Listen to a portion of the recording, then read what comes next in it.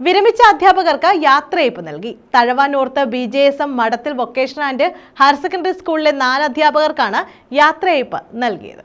Thazhava north BJSM മഠത്തിൽ vocational and higher secondary സ്കൂളിലെ വിരമിച്ച 4 അധ്യാപകർക്കാണ് യാത്രയയപ്പ് നൽകിയത്.